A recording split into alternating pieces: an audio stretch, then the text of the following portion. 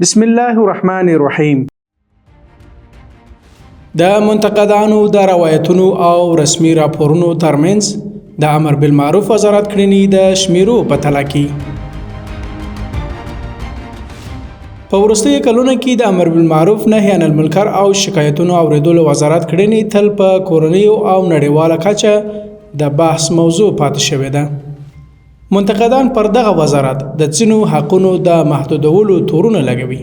په مقابل کې دغه وزارت مسؤلین ټینګار کوي چې د دې ادارې د فعالیتونو یوه مهمه برخه د خلکو د شرعي حقونو په ځانګړي ډول د ښځو د حقونو تامین، د کورنۍ شخړو حل او د ظلم مخنیوي ته ځانګړې شوې ده. د څېړنیزې او خپرندویي ادارې په دې تحلیل کې د امر بالمعروف نهي عن المنکر او شکایتونو اوریدلو وزارت لخوا خپاره شوي وروستي راپورونه څېړلي او هڅه شوې چې د رسمي خپرو شویو شمیرو پر بنسټ دغه وزارت فعالیتونه وارزول شي.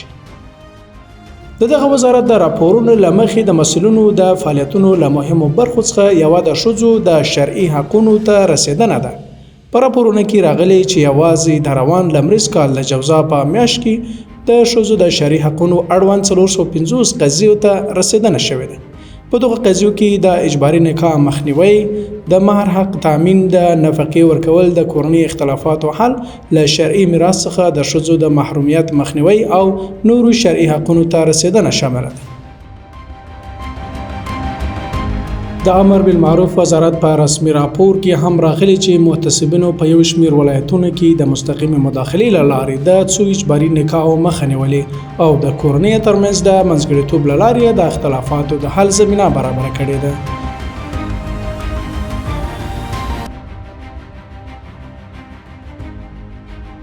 سربیره پردې د مهر، نفقې او میراث اړوند قضیې هم له جدي څېړنو وروسته د شریعت له احکامو سره سم تعقیب شوي دي.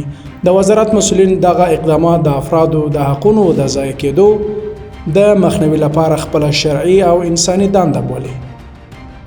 د دغو راپورونو پر وړاندې یو شمېر منتقدانو او ځینو نړیوالو بنسټونو دغه وزارت د فعالیتونو په اړه نیوکې مطرح کړي دي او باور لري چې دغه وزارت تګلارې د ښځو پر وضعیت منفي اغېز کړی دی.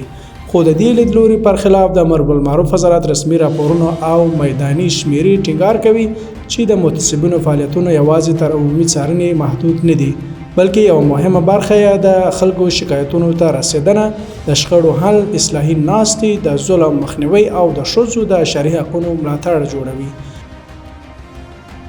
خپاره شوي شمیرې هم ښیي چې دغه وزارت مسؤلینو د ښځو د حقونو اړوند قضیو سربیره د خلکو سلګونه شکایتونه هم څېړلي او د کورنۍ اختلافاتو په اصلاح، د تاوتریخوالي په مخنیوي او د دواړو لوریو ترمنځ د تفاهم په رامنځته کولو کې د منځګړي رول ترسره کړی دی.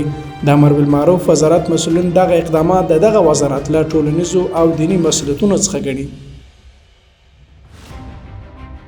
په لنډه توګه ویلی شو چې د امر بالمعروف نهي عن المنکر او شکایتونو اوریدلو وزارت راپورونه او شمیرې ښیي چې د ښځو شرعي حقونو ته رسیدنه، د اجباري نکاحو مخنیوی، د مهر، نفقې او میراث حقونو تعقیب او د کورنۍ شخړو حل دغه وزارت د فعالیتونو مهمې برخې جوړوي.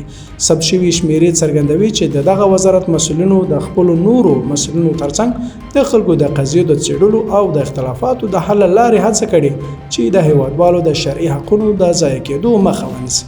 د دې بهیر دوام او د ورته قضیو منظم تعقیب کولی شي د کورنۍ او ټولنې د بنسټونو په پیاوړتیا، د ښځو د شرعي حقونو په ساتنه او په ټولنه کې د ټولنیز عدالت په پراختیا کې مرسته وکړي.